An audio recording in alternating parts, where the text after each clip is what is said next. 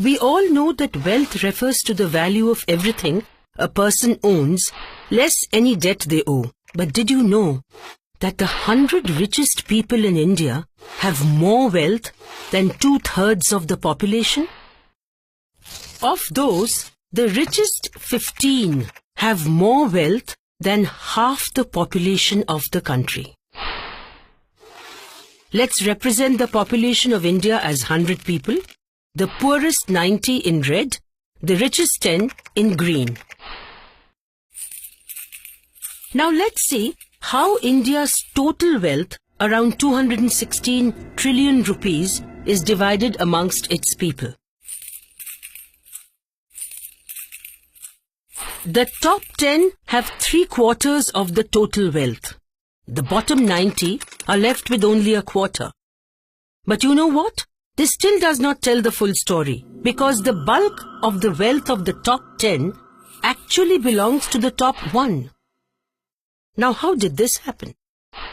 2/3 of our 216 trillion rupees wealth, that is around 144 trillion rupees, was created between 2000 and 2014. Who did it go to?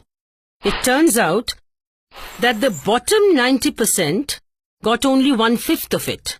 4/5 of this huge sum of wealth went to the top 10%. Again, this is still not the full story. It is in fact the top 1% that take away more than half of these 144 trillion rupees. Mind you, it is this theft from India's growth that has sharply increased inequality in this country.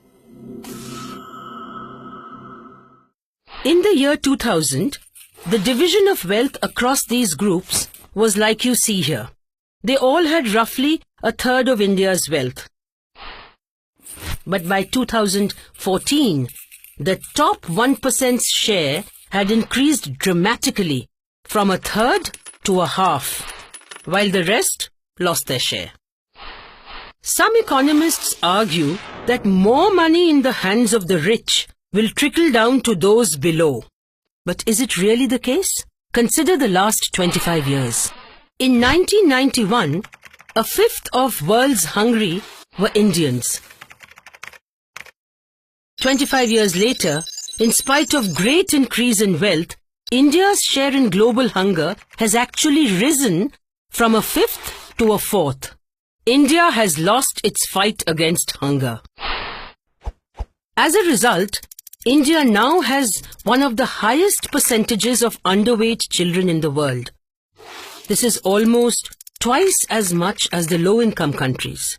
Their per capita income, however, is half that of India. Apart from being underweight, nearly half the children in this age group suffer from stunting, which health experts identify as the key indicator of malnutrition and is irreversible. Illiteracy follows a pattern similar to hunger. In 1991, India had 280 million people unlettered, almost 1/3 of the world's illiterate population. In the last quarter of a century, these numbers have hardly changed. In fact, India's share in global illiteracy has actually risen. This is hardly surprising considering how long an Indian spends in school on average. Compare this to our neighboring countries, for instance Bangladesh. Despite India being economically better off than Bangladesh, our numbers are worse. Incidentally, Bangladesh also outperforms us on healthcare expenditures, spending a greater percentage of their yearly government budget on health. Around 78% of all money spent on healthcare in India is in the private sector. As a result, around 40 million people are forced into poverty every year by incurring debt to pay for treatment and care. Providing universal healthcare throughout India would cost around 320 billion rupees. This may sound like a lot of money, but it's just a small fraction of the 39 trillion rupees of tax revenue foregone by the Indian government from 2006 to 2013, mostly on accounts of tax breaks given to the rich. It comes to about 5 trillion rupees per year. Now let's see what all can be done with 5 trillion rupees a year. Providing universal healthcare in India would cost 0.32 trillion rupees per year. Providing food for every Indian would cost 0.85 trillion rupees per year.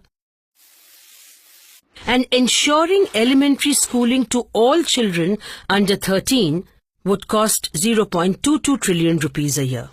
When we add up all these numbers, it comes to less than a third of the tax concessions to the corporate sector and the rich. Now can we honestly say that we do not have the money to provide food, healthcare and schooling for every Indian? Not only do we have enough money for all this, but plenty left for other long-term welfare measures. Calculations based on National Sample Survey data indicate that 1 trillion rupees would provide piped water to all Indians. A similar amount will pay for construction of toilets for 600 million Indians who don't have them today. This is less than the 3.4 trillion rupees that the Indian government lost due to reduction of customs duty on account of gold and jewellery alone. It is time we decide what kind of India we want. An India where the rich continue to get richer, while significant sections of our people live in abject poverty? Or an India for all its people?